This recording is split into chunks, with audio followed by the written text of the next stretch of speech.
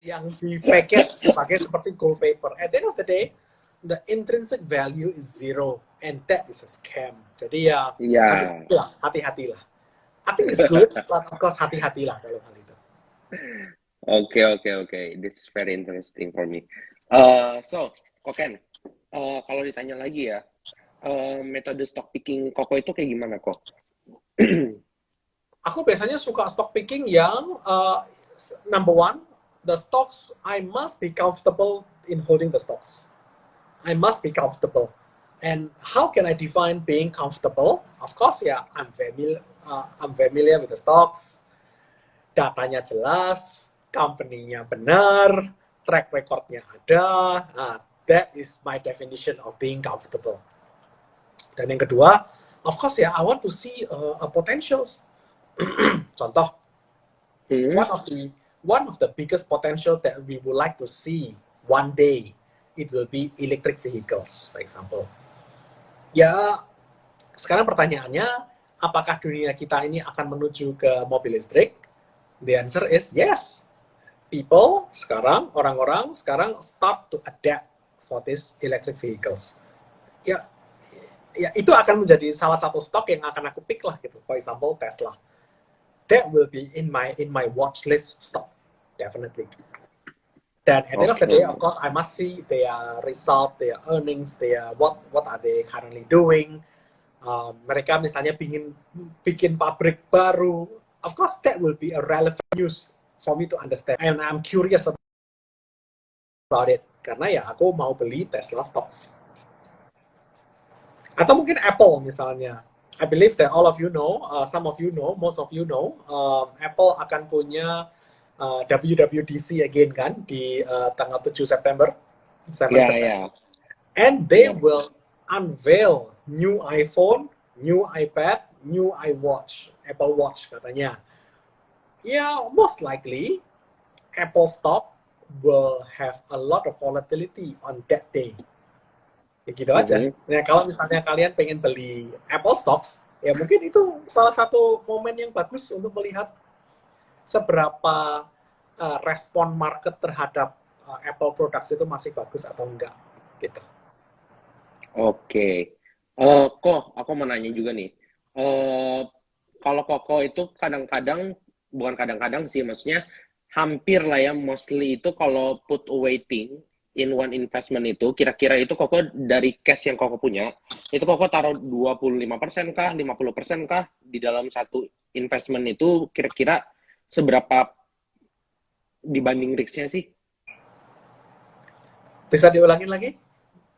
Jadi put awaiting in one investment, contohnya Koko taruh di saham ya. Nah, dari cash yang Koko punya, misalnya Koko taruh 25% sampai 50% ke satu saham gitu. Nah, itu Koko mikirinnya berapa banding berapa untuk resikonya, dan juga kenapa Koko taruh put waitingnya segitu? Wow.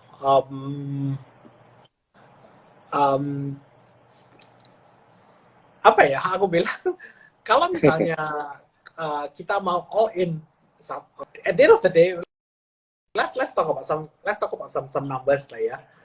Contoh nih, misalnya aku punya $1.000 untuk aku investin nih gitu. Dan kemudian I truly believe kalau misalnya Tesla stocks it will be a golden opportunity. Dan aku taruh 50% di sana misalnya. I can say that I am a very aggressive investor dalam hal itu. Sekarang pertanyaannya, ya kembali lagi aja ke risk and reward-nya aja. Kalau misalnya ya, mari kita hitung lah gitu. Kalau misalnya Tesla, for example, expected returns 50% kan? Expected returns, let's say, I think there will be an upside of 50%. Tapi juga there will be a downside of 50%, for example. My question is, kita bisa handle itu enggak gitu. Kalau misalnya ternyata ya uangnya drop, Teslanya tiba-tiba not doing well and drop 50%, how do you feel about it? Jadi aku bilang di sini tidak ada rumus tidak ada formula yang pasti untuk weightage, untuk weightingnya seberapa.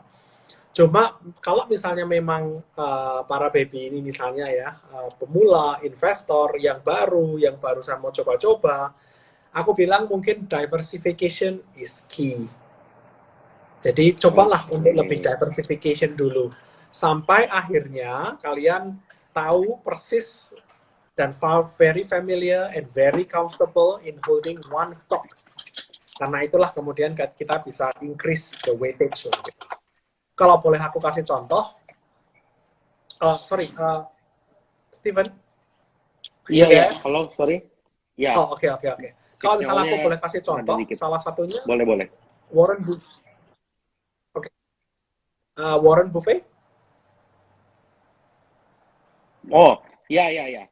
Warren Buffett. Tahu nggak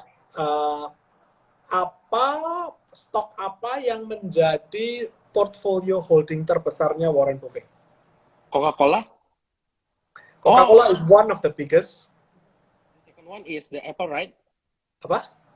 Apple, yes, benar. Jadi Warren Buffett sendiri, kalau nggak salah ya, di portfolionya Warren Buffett itu pernah, aku lupa exact figure-nya berapa, tapi pernah at one time ya, pernah mencapai up to 40% of their holdings. Itu semuanya di stoknya Apple. Wow. Dan itu bisa menunjukkan seberapa comfortable, seberapa optimisnya Warren Buffett terhadap Apple. Padahal dia dulu sendiri nggak percaya dengan saham teknologi gitu ya. Tapi ya, dia udah, ya. Ya, karena Warren Buffett dari dulu dia belinya itu kalau nggak Coca-Cola, banking, karena Coca-Cola, banking, banks, American Express, Bank of America, itu Warren Buffett itu percaya dengan yang namanya dividend investing. Itu Warren Buffett. Jadi dia itu suka long term investing, tapi juga collect dividends. Kalau Apple, almost never mereka bagi dividen. Tapi masih dibeli juga tuh. Dan proporsinya weightage-nya gede sekali lagi. Artinya apa gitu? Artinya adalah Warren Buffett is very comfortable in holding that particular stock, which is Apple. Jadi nggak ada formula yang pasti lah ya gitu. Cuma I believe it depends on your comfort level. Kalau aku boleh nanya lagi, Kokeni ini sebenarnya megang hold saham gitu ya dalam satu portofolionya itu ngikutin, kalau misalnya aku dengar Kokeni tadi ngomongnya Warren Buffett terus nih, kira-kira ngikutin Charlie Munger juga nggak nih cara investingnya? Mungkin kayak misalnya di dalam satu portofolio hanya keep 3, hold 3 aja, atau hold sampai 5 aja, maksimal 5 gitu. Karena kan kalau mereka itu holdnya hanya sampai 5 maksimal.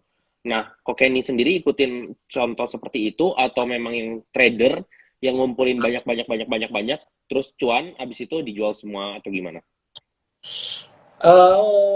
I mean, aku sendiri limited kan. I mean, aku cuma punya satu kepala, dan kepalaku cuma kira-kira segede ini doang, nggak lebih gede dari itu. Jadi biasanya stok yang aku follow itu max, biasanya itu 10 up to 20 stocks itu biasanya maksimum lah. Aku biasanya nggak akan lebih dari itu. Jadi biasanya kayak apa ya? Jadi misalnya contoh nih, aku ngambil technology stocks. Oke, aku biasanya ambil 3. Misalnya Apple, Google, Microsoft misalnya ya. Kemudian, I like semiconductor stocks. Aku ambil 3. Misalnya Nvidia, AMD, dan kemudian TSMC misalnya. I like payment stocks. That's why I take 3. Visa, Mastercard, and say PayPal, for example. Jadi biasanya aku melakukan itu. Dan kemudian kadang-kadang aku melihat nih, trennya apa. Contoh, misalnya tren yang sekarang yang lagi gede adalah technology, definitely. Electric vehicle, EV, definitely. Dan mungkin misalnya semiconductor. Atau mungkin ini, pernah dengar BNPL, Buy Now Pay Later? Oh iya, tahu. Ya mungkin sekarang itu sedang dalam tren lah ya, gitu. Karena orang sekarang, because for this BNPL companies, they are reaching out to people who do not have banks, who do not have credit cards. Jadi Mhm. mereka nggak punya itu kayak cards, credit worthiness, nggak ada. Nah mungkin BNPL ini bisa menjadi alat yang bagus lah gitu untuk solve their problems, terutama untuk their payments. Nah dari Oke, I situ see. kemudian aku pick 2 atau 3 lah gitu, dan aku ikutin tuh. Nah biasanya at max usually I will go up to 20, itu sudah paling maksimum lah buat aku lah. Aku sendiri nggak Kalau kuat kalau harus analisis 100 stocks. I will not be able to do that. terus pernah pakai margin nggak kok? Dan kalau pernah pakai margin, batas safety margin Koko itu berapa? Wah, aku trading pakai margin biasanya. Usually I will put my margin in maximum 50%. Maximum. Five zero. Oke. 50. Itu my max trading margin usually. Aku biasanya nggak akan lebih dari itu. Karena it will be painful kalau misalnya market bergerak sangat cepat dan kemudian Iya, iya, iya. somehow you get a margin call. It will be very very painful. Usually I will But play around 50. but around 50 juga is quite big ya kok. Aku bilang 50. ya up to lah, up to. Aku Oh bilang ya, kalau bisa ya. sih jangan lebih dari 50 gitu. Cuma for me personally usually I will go within 20, 30, 50 is the max. Let's say if I already go above 50, then I will start to cut my positions. Oke. Kok ngomongnya seru banget nih kok. Mungkin nanti kita bisa bikin episode kedua kali kok ya. Nah, tapi Ya, sorry banget waktunya itu udah mau habis karena tadi kan kita mulainya kan Instagram Live ini cuma bisanya sejam nih kok. Takutnya nanti oke. pas tinggal terakhir itu potong.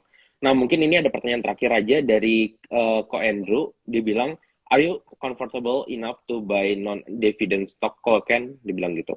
Yes, of course, of course. Kalau misalnya memang my goal, my objective is for capital gains, then yes, definitely. Kayak misalnya aku buy technology stocks, I mean those of you who buy Google, who buy Meta, Facebook, who buy Tesla, Apple, jangan harap dividends. They will give you close to 0% dividends. And the Mhm. dividends can be ignored lah basically. You forget about the dividends, but you focus on the growth. You focus on the capital gains. And I think that will be a better goal, that will be a better objective.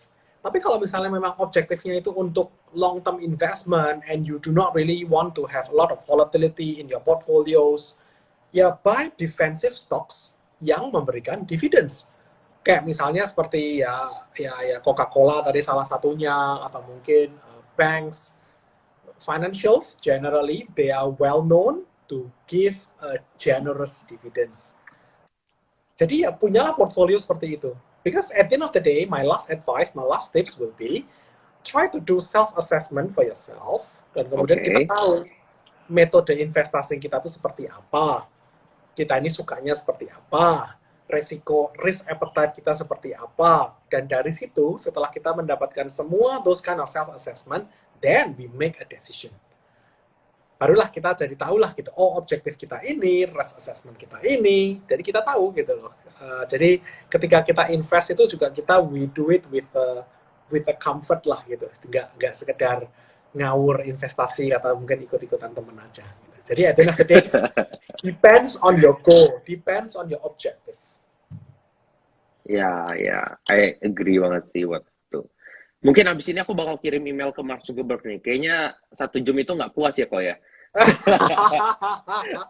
Karena ini pertanyaannya sebenarnya stok pertanyaan masih banyak kok. Cuman ngulik-nguliknya itu belum bisa dapat semuanya ini. Mungkin kita harus bikin episode kedua sih kok memang kok. Saya siap, saya siap. Makasih banyak so far ya kok Kenny untuk kesediaan Sama-sama. hari ini, waktunya juga dan udah mau promotin bebas investasi. Ya, sekali lagi terima kasih atas atas Thank you undangannya, semuanya. atas invitation-nya. Thanks for having me here in this app. Dan saya berharap semoga para teman-teman di sini bisa lebih punya insights, lebih punya wawasan lah ya tentang investasi. Dan kalau misalnya memang ada pertanyaan, itu mungkin bisa langsung ke Bebas Investasi, ke Bro Steven.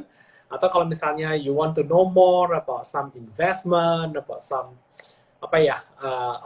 how to do a right investing, because that is my theme. right investing is apa ya, is temaku ya itu right investing gitu. Jadi if you want to know more, you can contact Bro Steven or you can contact me Follow directly. invest with Kenny. Itu bisa Ya, juga sih. silakan. I will be happy. Follow us lah ya. Ya, ya, ya. Oke, thank you so much kok Kenny. Aku end live-nya Oke, ya. Thank thank you. you.